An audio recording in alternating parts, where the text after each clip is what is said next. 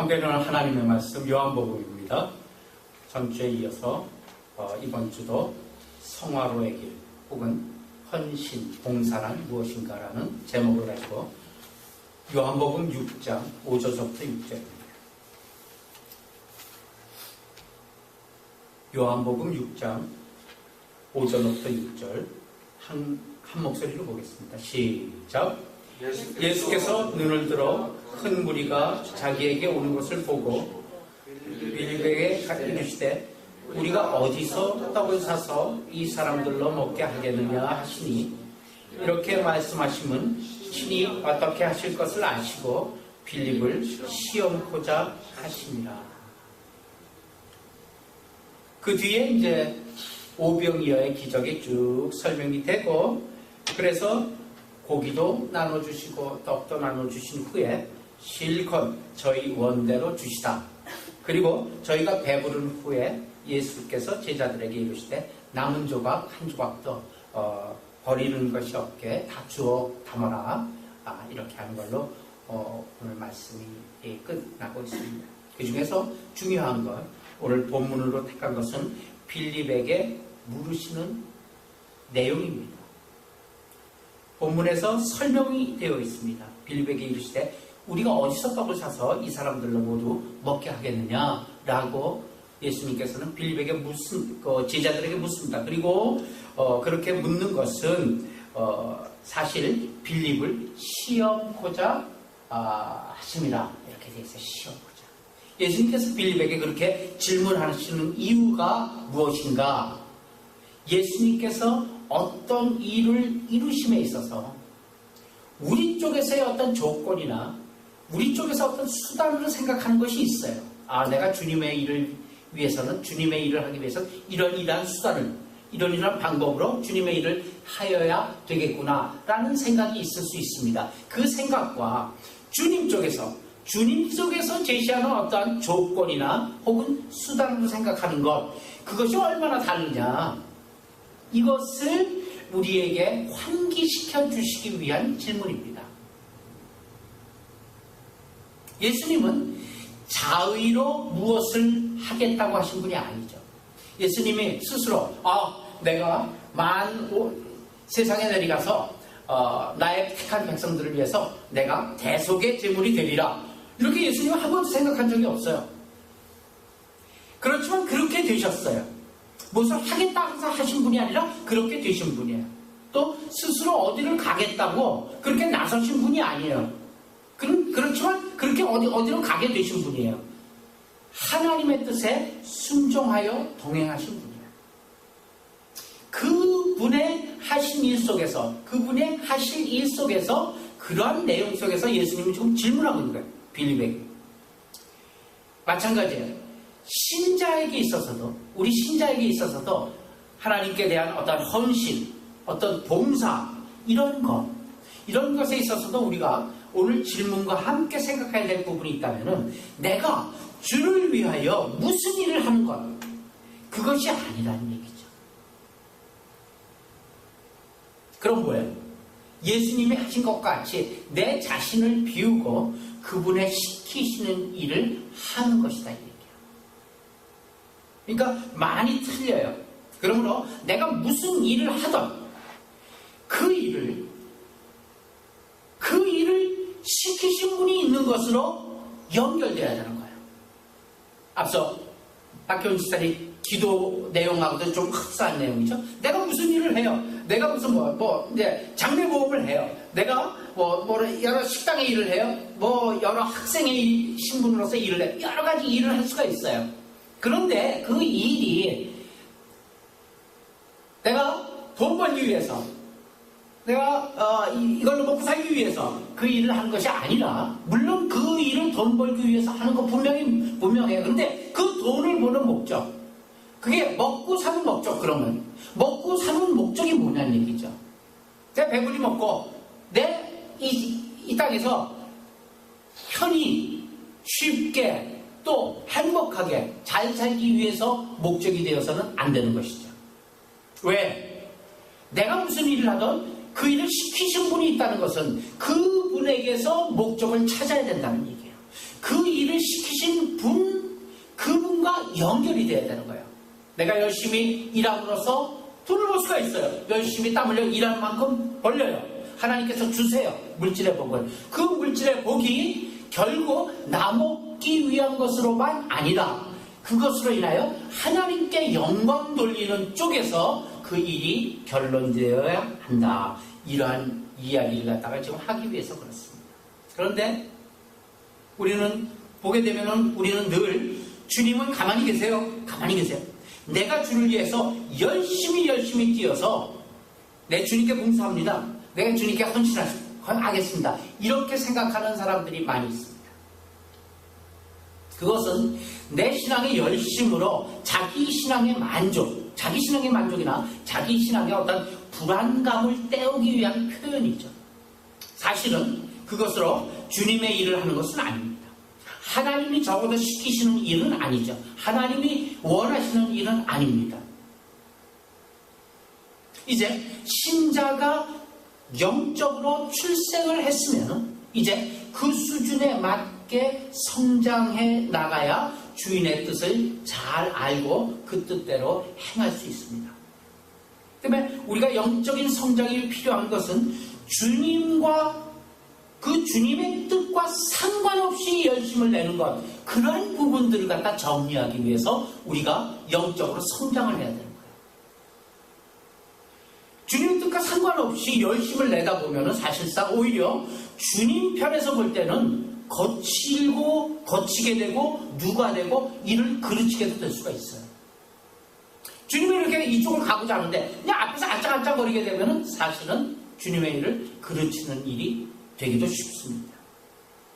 때문에 내 인생에 있어서도, 내가 하는 모든 일에 있어서도, 내가 하는 모든 생각에 있어서도 우리 인생, 나의 하는 일, 나의 어떠한 그 삶, 그것은 내 것이 아니라 앞서 전주에서 살펴봤듯이 보냄을 받은 인생이라는 것, 이것을 기억하셔야 돼요. 내가 여기 있는 것도, 내가 오늘 8월 31일 이 자리에서 하나님 예배 드린 것도 보냄을 보내주신 분이 있다는 얘기 믿습니까?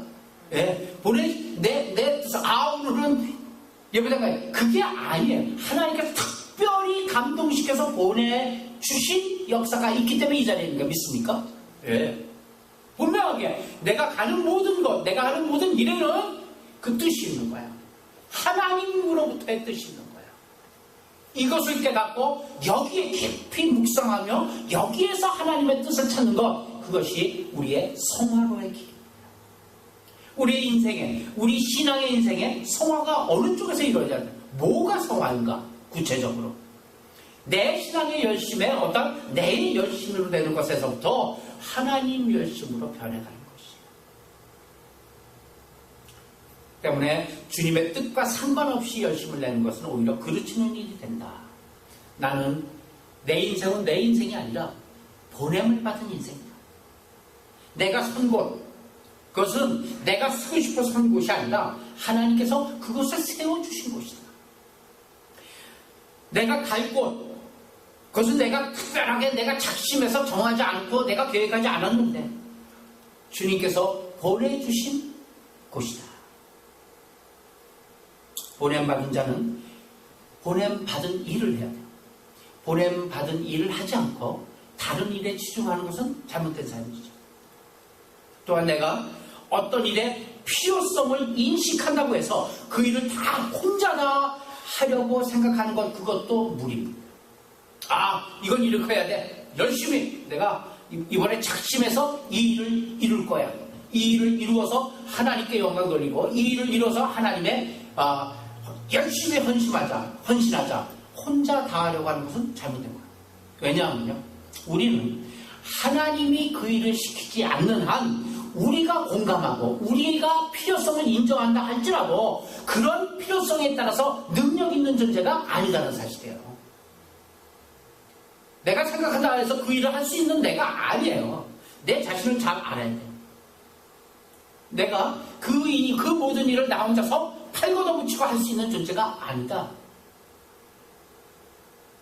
그것은 믿음이 부족해서 그런 것도 아니에요. 신앙이 없어서 그런 것도 아니에요. 자, 한번 성경에서 예문을 찾아가도록 하겠습니다. 이사야서 6장 8절입니다. 이사야서 6장 8절부터 10절. 이사야 선지에게 하나님께서 음성으로 이제 보내는 거예요. 파송하는 그 내용입니다. 한 절씩 교독하겠습니다. 내가 또 주의 목소리를 들으니 주께서 이르시되 내가 누구를 보내며 누가 우리를 위하여 갈고 하시니 그때 내가 이르되 내가 여기 있나이다 나를 보내소서 하였더니 예수 그리스도의 이것을 이르기를 너희가 듣기는 너도 깨닫지 못하고 보기는 보아도 알지 못하리라. 같이 이 백성의 마음이 둔하게 하며 그들의 귀가 막히고 그들의 눈이 감기게 하라. 염려하건대 그들이 눈으로 보고 귀로 듣고 마음으로 깨닫고 다시 돌아와 고침을 받을까 하시기로. 이사야는 환상을 봤어요. 하나님께서 말씀하세요. 내가 누구를 보내며 누가 우리를 위하여 갈 수 있을까? 이렇게 묻더랍니다. 그때 이사야가 대답하는 거예요. 뭐라 그래요? 내가 가겠습니다. 이렇게 말하지 않았어요. 분명하게. 제가 갑니다. 이렇게 얘기하지 않았습니다. 다만 보내주소서 겸손하게 말하고 있는 걸 우리가 기억해요. 보내주소서. 보내주시면 가겠나이다. 보내주는 결정이, 가는 결정이 누구한테 있다고요? 하나님께 있다고요. 보내주시면 가죠. 내가 갑니다가 아니에요. 굉장한 차이가 있어요. 우리는 가고 싶어도 하나님께서 보내주시지 않으면 갈 수 없는 자들입니다. 믿습니까? 모든 게 마찬가지예요. 우리가 그 일을 할 수 있어도 하나님께서 하게 열어주시지 않으면 그 일을 할 수가 없는 자들입니다. 믿습니까? 네. 그게 믿음이야. 여호와께서 이르시되 이 백성이 이르시기를 너희가 듣기는 들어도 듣지 못하고 깨닫지 못할 것이고 보긴 보아도 알지 못할 거래요. 이 백성이 마음이 둔하고 그들의 귀를 막히고 그들의 눈을 감기게 하라. 그래서 그들이 보고 듣고 느끼지 못하게 하라. 이렇게 뒤에 얘기가 연결되어 있어요. 아주 패역하고 아주 완악한 이스라엘 백성에게로 보냄을 받는 거예요. 그렇죠? 이스라엘 백성. 그런데 이렇게 보내갖고 야 인마 이스라엘 백성아 야 인마 정신 차려. 너희는 하나님의 백성들 아니야. 지금 제대로 하나님을 믿고 있냐? 제대로 하나님을 따르고 있느냐? 너 지금 하나님께서 진노하고 계셔. 빨리 돌이켜서 회개하고 하나님께로 돌아와. 이 일로 보냄이 아니에요. 이사야를 보내서 어떻게 하라고요? 귀 막고 눈 감기고 못 듣게 하래. 못 듣게. 그런 일로 보냄을 받았다는 거예요. 그게 무슨 얘기예요? 실패로 보냄을 받았다는 얘기예요. 실패로. 패역하고 완악한 이스라엘 백성에게 보냄을 받았는데 그들을 깨우쳐서 하나님께 돌이키는 문제가 아니라 오히려 실패. 아주 그냥 그들의 지금 하고 있는 태도를 완전히 망가지게 만들어 실패 사역을 위해 보냄을 받았다. 뭐 이사야까지 갈 거 없어요. 사실상 한번 생각해 봅시다. 예수님도 마찬가지예요. 사실은 어떤 의미에서는 세상적인 관점에서 볼 때 예수님의 사역은 뭐였어요? 아주 보잘것없이 죽는 실패로 보냄을 받았어요. 맞죠?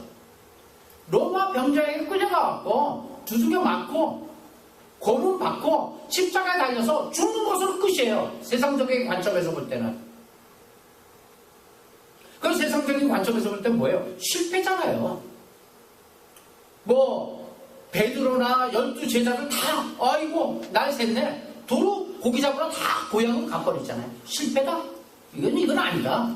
로마 압제에서부터 우리를 해방시킬 메시아를 원했는데 그런 일을 안 하고 그냥 십자가에 못 박혀 돌아가시고 말았어요. 세상적인 관점에서 실패. 그러나 그것이 실패였습니까? 아닙니다. 실패가 아니었어요.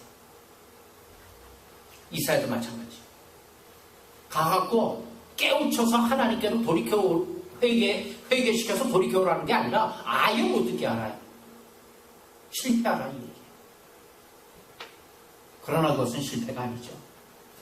늘 성공하고 늘 세상에서 드러나는 그러한 보냄, 그것만이 하나님께서 하시는 일이라고 생각하는 착각이 우리에게 있습니다. 하나님께서 우리를 보내실 때 실패의 사역을 위해서도 보내실 수 있다는 걸 믿는 것, 그것이 믿음이에요. 그렇죠? 실패도 하나님께서 보내신 사역이잖아요. 남들에게 손가락질 당하는 그런 보냄을 받을 수도 있는 거예요. 스테반 집사는 어때요? 딱 한 번, 그것도 10분도 안 되는 설교하고 돌 맞아 죽었어요. 끝났어. 실패해요. 스테반 쪽에서 볼 때. 어떤 의미에서. 그리고 그 당시에 사람들이 볼 때 스테반은 뭐예요? 아니 괜히 집사로 뽑혀갖고서 7 집사로 뽑혀갖고 가고 설교 한번 하고 그냥 돌 맞아 죽어버려요. 가만히 있는 사람은 죽지 않았어요. 그냥 질타를 하니까 돌 맞아서 죽은 거예요. 실패잖아요. 스테반. 그러나 그 스테반 집사의 실패를 통해서 누구를 하나님께서 일으켜요? 사도 바울을 일으켜요.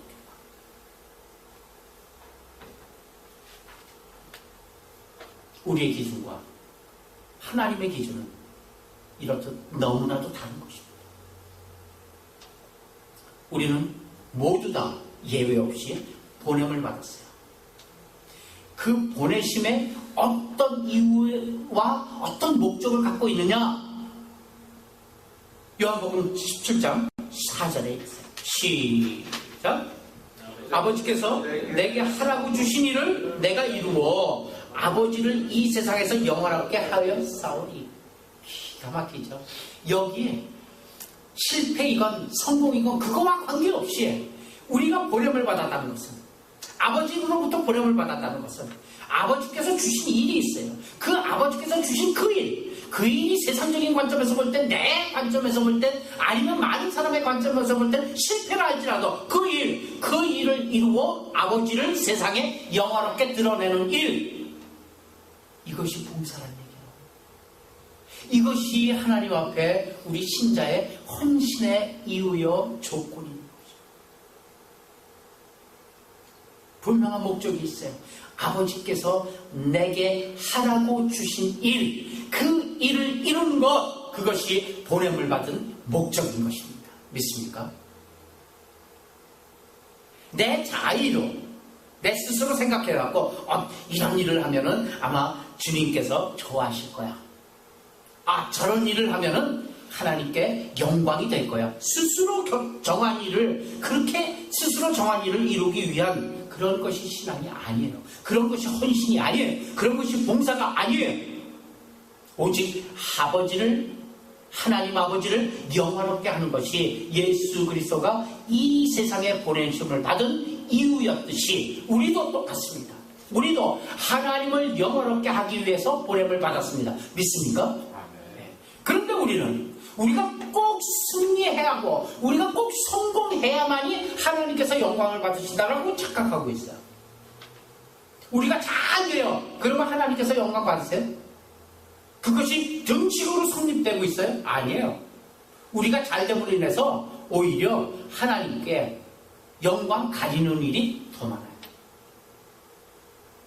오히려 우리가 못됨으로 인해서 하나님께 영광 드리는 일이 훨씬 더 많다는 사실.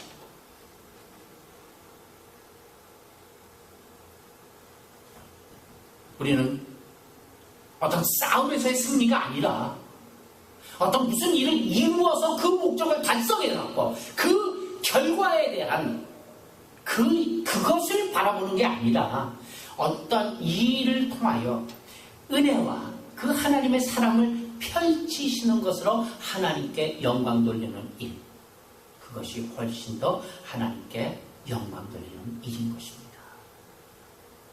내가 있게 된 이 시대, 내가 있는 이 장소로 우리는 보냄을 받았습니다. 그런데 우리는 어때요? 내가 지금 처한 이 환경, 이 조건이 너무 힘들어요. 시간이 없어. 물질이 부족해요. 아직 턱없이 부족해요. 힘들어요. 이 환경을 좀 바꿔주시면 내가 열심히 하나님 앞에 헌신하겠습니다. 내가 열심히 하나님께 봉사하겠습니다. 우리는 이렇게 하나님께 기도하고 있어요. 그런데요, 이 환경을 바꿔놓으면 사실 내가 올 필요가 있다 없다? 없어요. 내가 올 필요가 없어요. 내가 이곳에 이 시간에 여기에 있는 이유는 이 환경 속에서 하나님의 영광을 드러내기 위해서입니다. 그런 조건, 그런 환경 하나님께서 주신 것이 아닐까요? 그 환경 속에서, 그 어려움 속에서도 내가 과연 하나님의 영광을 드러내고 있는가? 내가 이 자리에 이 환경 속에 보냄을 받은 분명한 이유를 세상에 나타내고 있는가? 우리는 제대로 신앙생활 못하는 그것을 얼마나 환경 탓으로 돌리고, 하나님 이것만 없애주세요. 이것만 없애주시면 정말 신앙생활 잘하겠습니다. 이렇게 버티고 있어요.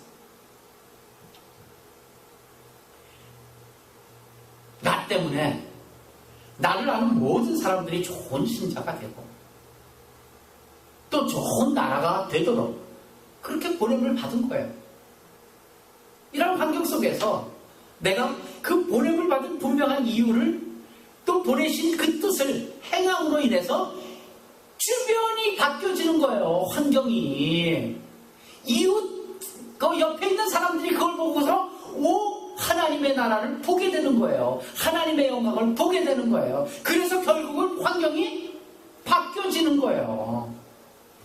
그 일로 보냄을 받은 거예요. 이 환경을 바꿔놓으면 사실 내가 올 필요가 없다는 사실 우리 기억해야 돼요. 나 때문에 내 주변에 있는 사람들이, 나와 같이 있는 사람들이 보다 더 좋은 신자가 되고 보다 더 좋은 신앙으로 성장하게 되고, 그래서 우리 함께 있는 이 환경이 더 좋은 하나님의 나라가 되도록 보냄을 받았습니다. 이미 그렇게 되어 있는 곳이라면, 이미 그렇게 환경적으로 조건적으로 신앙생활도 잘하고 여러 가지로 여유 있게 된 장소라면 나는 보냄을 받을 필요가 없습니다. 내가 여기 있을 존재 가치가 없습니다. 이것을 깨달아요. 우리는 전부를 누리고 다 되어져 있는 것을 소유하고 싶은 그런 욕심밖에 없는 거예요. 다 돼 있으면 그냥 이제 내 발을 걸어가갖고, 그렇게 되어지는 일에 동참하기 위해서 우리가 보냄을 받은 것입니다. 그러기에 근본적으로 우리는 봉사하고 헌신할 마음이 없다는 것, 우리 스스로 깨달아요. 하나님은 어떻게 영원롭게 할 수 있습니까? 내게 맡기신 일, 그 일을 이루는 것으로 우리가 하나님을 영원롭게 할 수 있는 것입니다. 물론 그 일을 내가 선택하는 건 아니에요. 내가 하나님을 영원롭게 해야지. 아니요. 내가 그렇게 생각하지 않아도 하나님은 이미 영원하고세요. 그러나 하나님께서 따로 하나님의 방법 속에서 하나님의 뜻을 이루기 위하여 하나님께서 우리에게 주신 것이 있어요. 하나님께서 그 주신 현장이 있어요. 하나님께서 하나님께서 기뻐하는 일들이 있어요. 그것을 찾아내는 일이에요. 요한복음 8장 29절 시작. 나를 보내신 이가 나와 함께 하시도다. 나는 항상 그가 기뻐하시는 일을 행함으로 나를 혼자 두지 아니하셨느니라. 예수님께서 혼자 계시지 않았다라고 분명히 자기 입으로 얘기하고 있어요. 혼자 계시지 않은 이유가 뭐예요? 항상 그가 기뻐하시는 일을 자기가 행함으로 하나님은 나를 두고 딴 데 떠나주지 않았다는 얘기예요. 항상 그가 기뻐하는 일, 항상 하나님께서 기뻐하는 일, 그 일을 행함으로 항상 우리가 하나님과 동행하는 줄 믿으시길 바랍니다. 그냥 동행하는 게 아니에요. 그냥 내가 어디 간다고 해서 하나님 조조 따라오시는 분이 아니세요. 하나님께서 기뻐하시는 일, 하나님께서 내게 맡기신 일, 나를 이 땅에 보내신 일, 그 목적, 그 뜻, 그 목표를 향해서 계속 매진하고 있으므로 하나님께서 나랑 동행하시는 것을 확인할 수 있는 것이에요.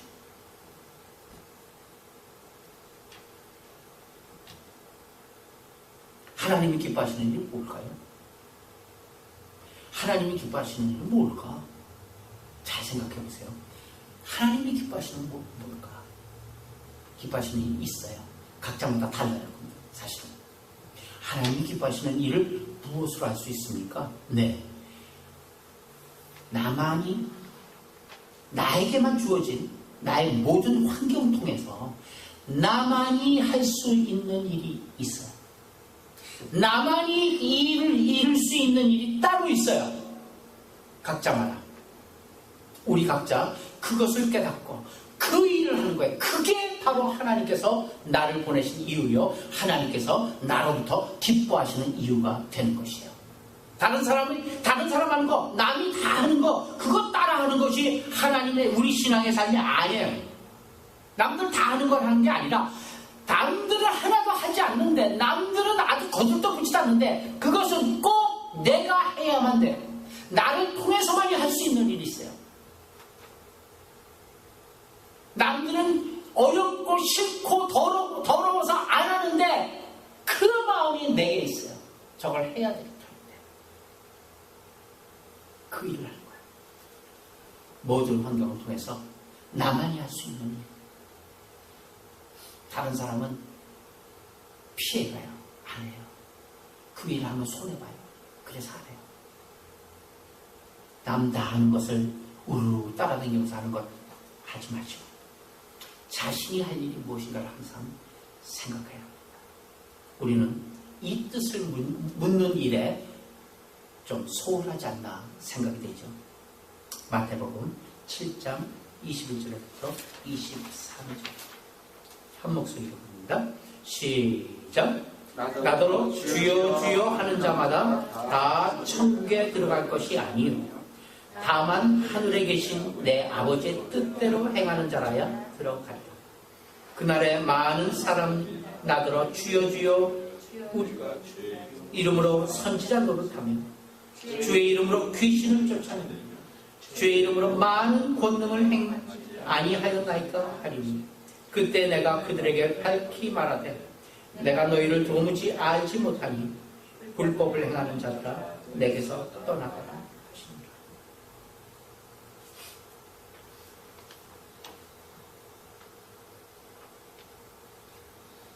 불법을 행한 게 뭐냐면 주여 주여 한 게 불법을 행한 거예요.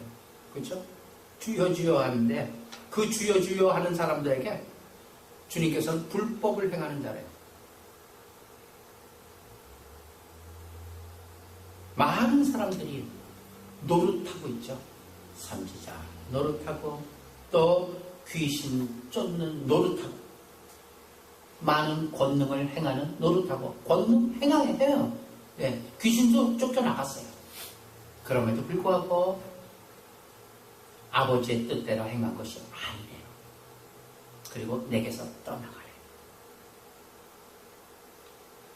하늘에 계신 아버지의 뜻대로 행하는 자, 하늘에 계신 아버지의 뜻대로 행하는 삶, 이것이 우리가 성화로 이어져야 할 귀중한 삶입니다.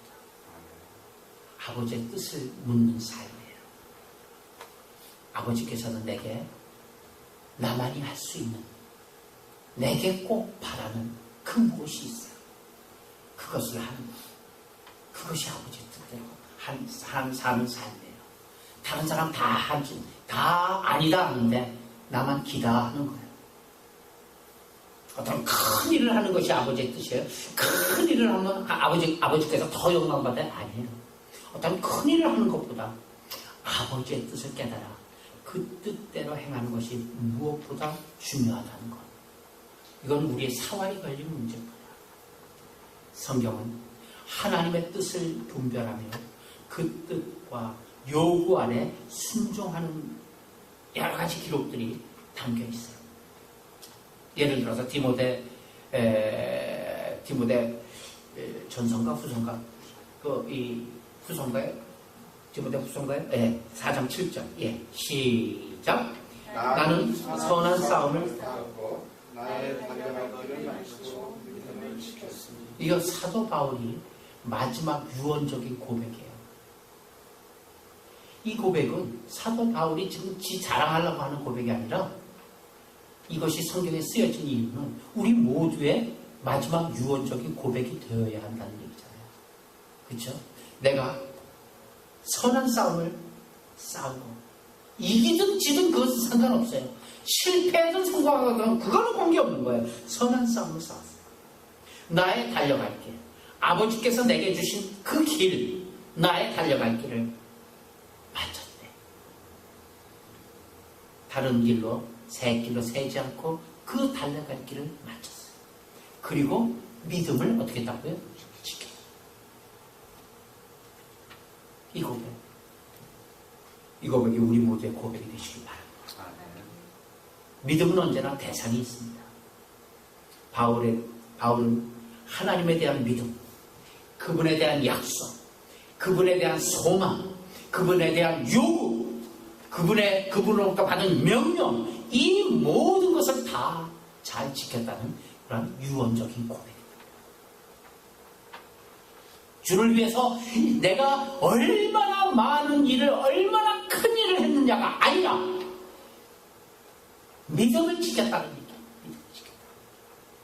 그분의 뜻을 지켰다는 거예요. 우리가 또 기억해야 할 것이 하나 더 있어요. 예수님께서 하나님을 영화롭게 하는 그런 삶을 사셨던 것과 같이 우리도 하나님을 영화롭게 하기 위하여 우리의 인생을 살아야 한다는 점이죠. 예수님이 이 땅에 보내진 것, 이 땅에 보내진 이유, 목적, 그거와 우리가 이 땅에 보내진 이유, 이 땅에 보내진 목적 같습니다.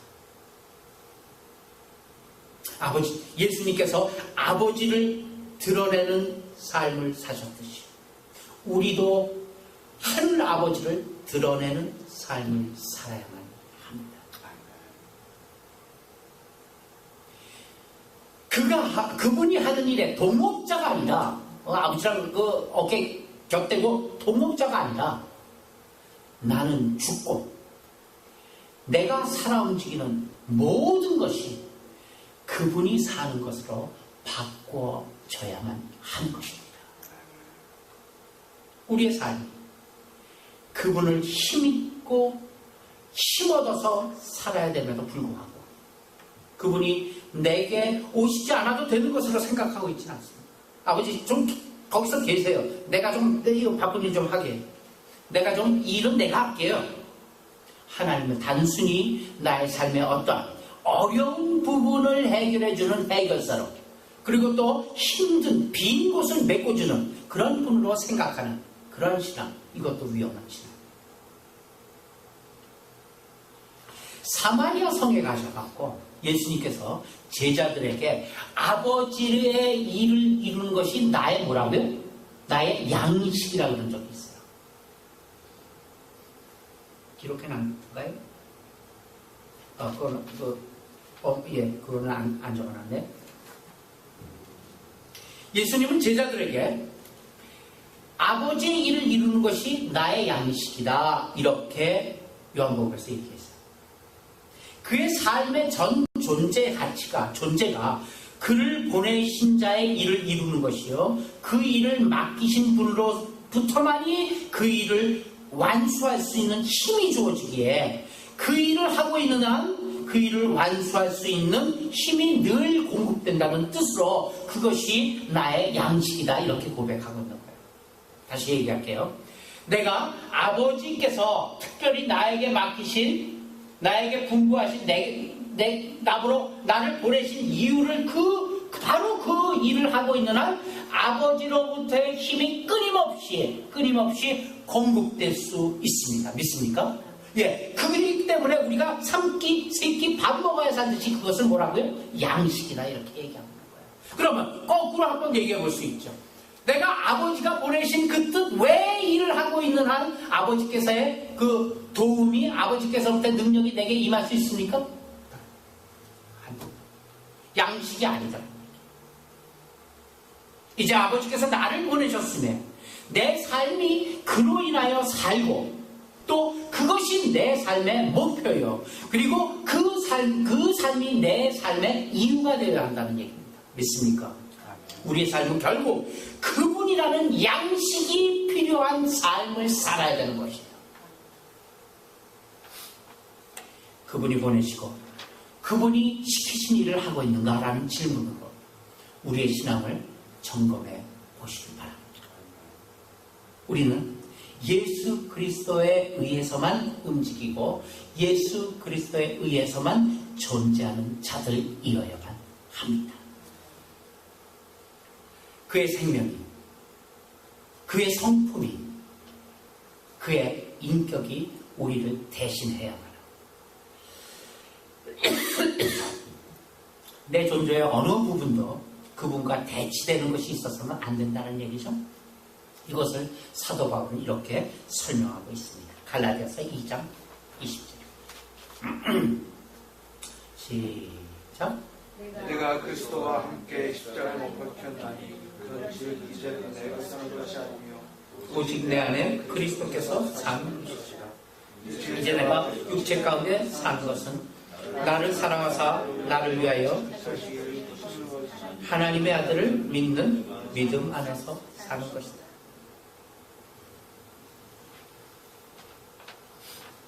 이제는 내가 사는 것 아니라는 얘기예요.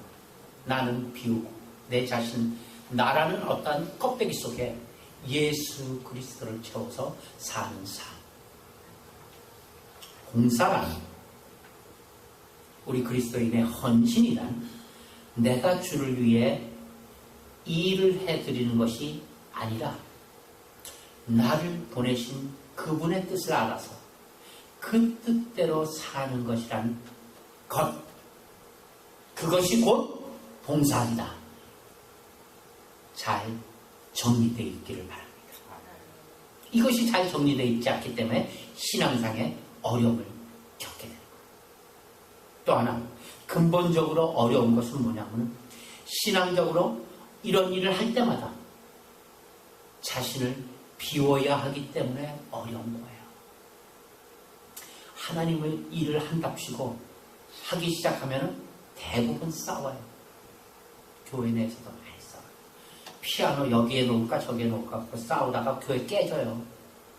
성가대가 강대상 위에 앉을까 강대상 밑에 앉을까 갖고 교회가 짜게져요. 왜 그래? 자신을 비우셨기. 내 생각이 옳다 이렇게 내 생각. 하나님의 생각 저 뒷편에 이건 내 생각 때문에. 난 이렇게 신앙생활을 해왔다 이 얘기예요. 신앙적으로 어떤 일을 할 때 자신을 비워야 하는 것 참 어려운 문제입니다. 사실 쉽진 않아요. 자신을 비우기보다는 언제나 내가 무엇을 만들어서 주 앞에 드리는 쪽이 훨씬 더 쉬워요. 훨씬 더 떳떳하게 생각돼요. 훨씬 더 그럴듯하게 보여요. 그때는 그쪽을 택하는 거예요. 우리는 예수님과도 동업하려고 하지 결코 순종하려고 하지 않습니다. 이것이 제일 어려운 거예요. 예수님은 우리의 주인이십니다. 그분이 우리 주인이시기 때문에 우리는 그를 사랑하되 목숨을 다하고 뜻을 다하고 마음을 다하여 사랑하여야만 하는 것입니다. 나를 완전히 비우고 내 안에 그분으로 채워야 되는 것입니다. 그럴 때 우리는 그가 우리의 모든 기쁨이요 소원이라고 고백할 수 있는 거예요. 내 자신이 있는 한 결코 주님은 나의 기쁨이요 나의 소원이라고 고백할 수 없습니다. 마지막 고린도전서 10장 31절에서 말씀을 냈습니다. 다같이 시작. 그런즉 너희가 먹든지 마시든지 무엇을 하든지 다 하나님의 영광을 위하여 하라. 나를 비워 예수 그리스도로 채우시고 그 예수 그리스도 안에 순종의 삶을 살아서 정령 하나님 앞에 헌신하고 봉사하는 그런 귀한 하나님의 하나님의 일꾼들 다 되시 예수님의 이름으로 축원합니다.